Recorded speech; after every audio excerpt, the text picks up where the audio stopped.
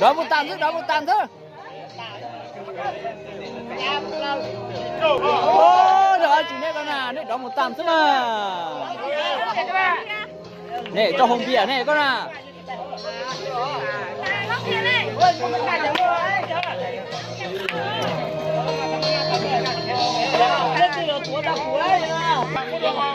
Đâu chị trâu chị tao hồng bia đi có chứ. Bây giờ có con đầu này. Đầu kia. Đấy, con đầu đó. Ôi rồi đấy. Không xỉa đây.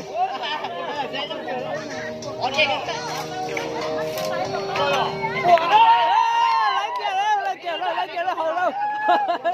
Ê, ra tà đây.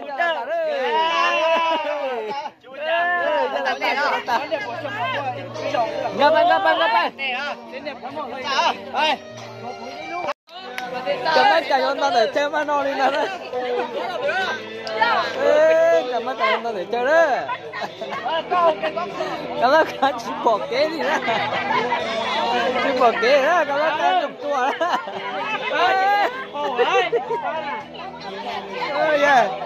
Ôi, cảm ơn cả chụp chùa đi. Chị Phú Lỗ đấy. Ôi, chị Phú Lỗ à, cảm ơn cả đấy. Cứ chỉ tao trả tiền đó. Đâu ta đó. Cảm ơn cả nó, cảm ơn cả xã hẳn đó. Tôi lúc ngủ thì cảm ơn cả tàu đi khó nữa thì tôi ta lên thế này.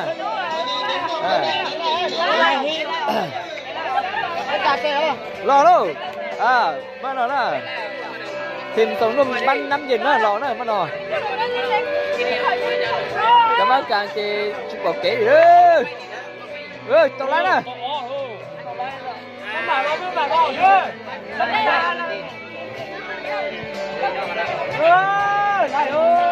Chị lại. Chị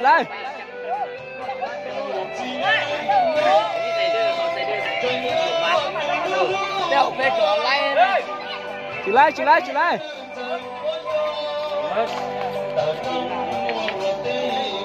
Tìm nó mà kẻm cái tiền đó, tìm nó đó, cái này nó chỉ chơi rồi nè.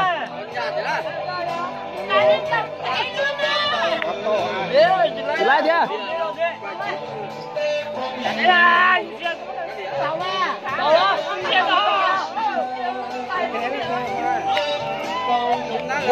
Tao ý.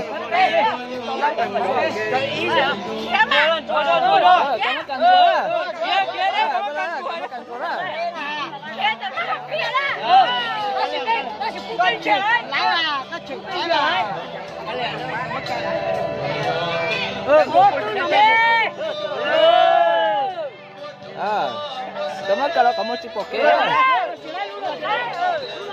Nó lấy à? Lấy rồi. Đi rồi.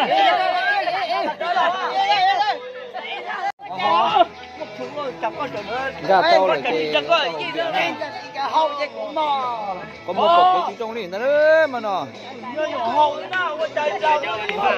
đấy đấy bé thịt nó cân thịt tiền đấy bé thịt nó nè tao tao chỉ tài đó giờ còn nữa cảm ơn cả cảm ơn cả bè hàng đó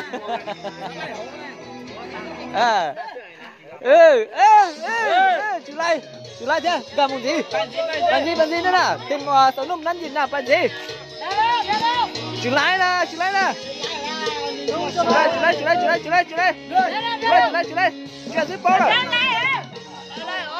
tôi đu lại rồi rồi cảm ơn cả nhóm con mà nói đấy cả tàu cảm ơn cả tàu hồ thế nè cân gì thế hả đâu là mình để cân tô là cái này chuyện chê thế nè hai được chưa ban bài tao kéo tả mì hai được chưa do đó cảm ơn phê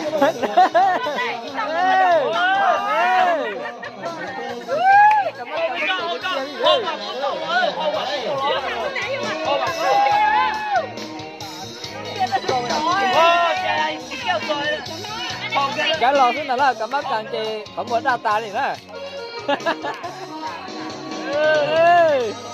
hai được chưa cảm ơn càng chị không bao giờ đi luôn cảm ơn càng nào hai được chưa đó nó cần quá chuyện đâu đó phải đâu đó thì nó cân lên trên đó thịt đó nè đó là sao rồi các bác cần dùng rồi đó không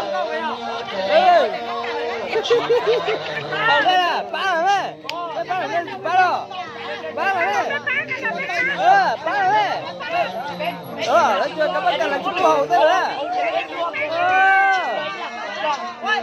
chị tàu thế này là chụp hậu thế này các bác cần cho tàu thế này cho này là các bác cần chụp hậu thế này cảm ơn cả đấy.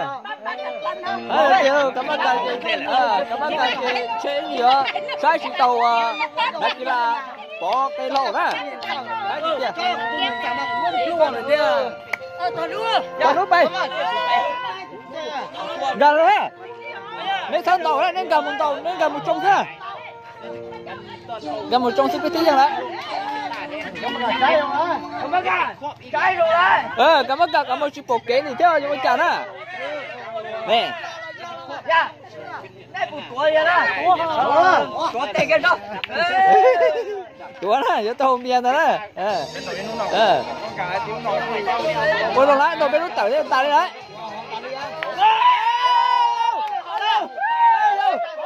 Ôi trời đi đâu xem nào.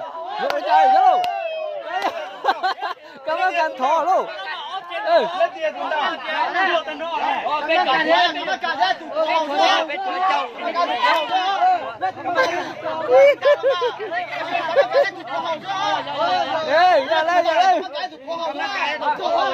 Ra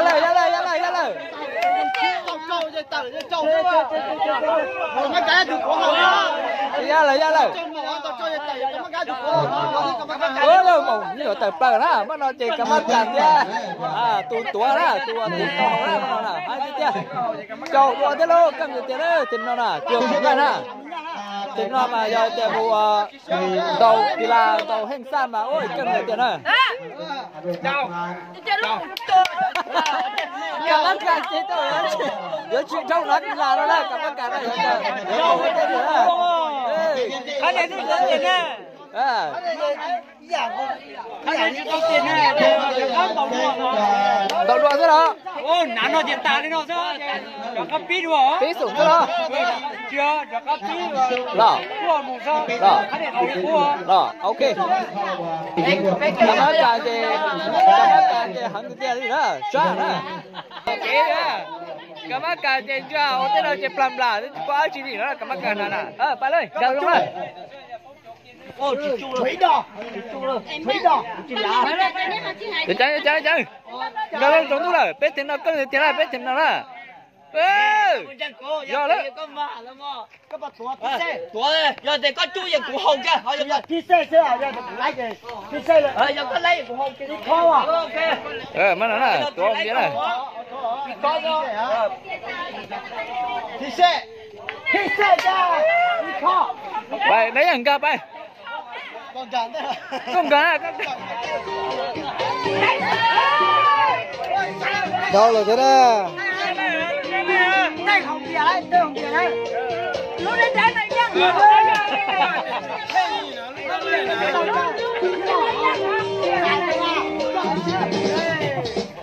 cái mà này tuần này bị say chứ tuần này cái mà là gì nè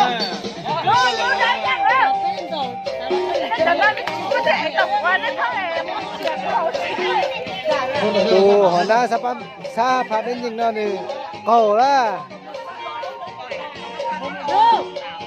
tu nó tu Honda sa pha bên nhìn nè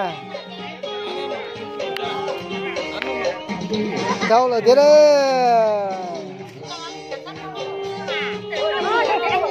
đâu là thế đó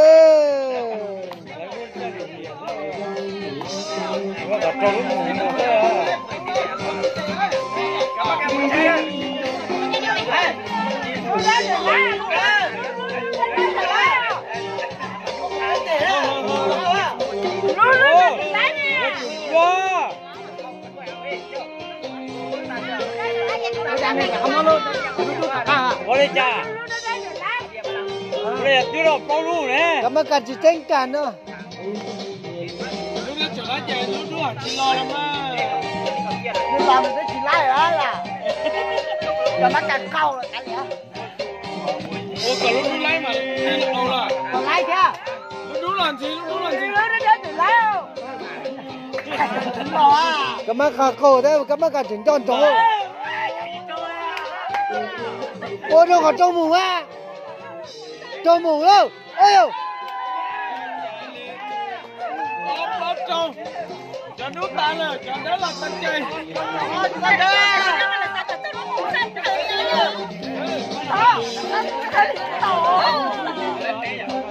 Bây giờ trả chưa được khăn cả tụi tua. Nè, cha, nè. Cha kim tô đó. Nè, nè, cha kim tô đó. Mà ơi. Nó miền Tây hả? Ôi vậy luôn. Cái gì lên đó? Đây kim đó. Cái này đâu là cái mà là nó sao? Tô kia chứ. Tô kia lúc mùng. Dạ, tôi mà cho lúc mùng đó. Cho lúc mùng kia. Cho lúc mùng. Đây là cho lúc mùng kia. Cái mấy nó tàu. Bên đó là cho lúc mùng. Cho lúc mùng. Đây là bé hả? Ở đây của bé thì tôi kêu lúc mùng để chơi không. Bé hả? Bé hả? Nó bé hả? Vâng, tham gia đó, say, hoa chùa, sân đầu, ta này kia là chuyển cho ban ta nó đấy.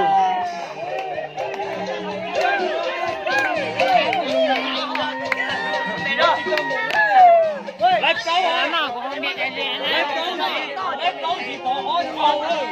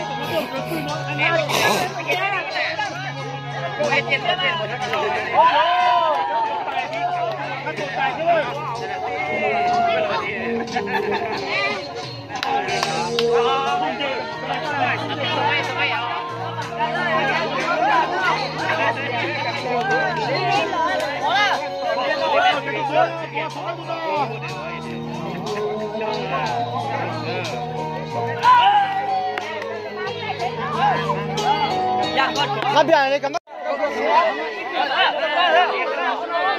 Im được mà nó có bắt cả chứ.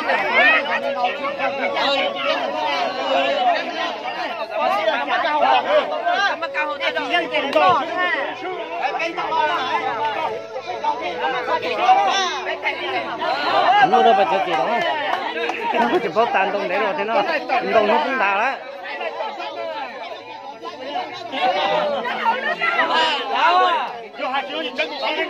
Nhưng đồng nó cũng đào thì nên đồng để cướp.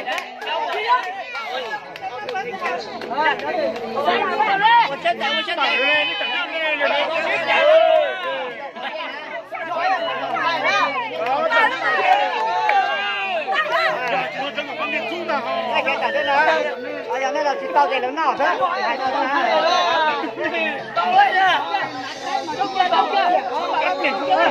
Đây là chỉ tao để lớn nào thế?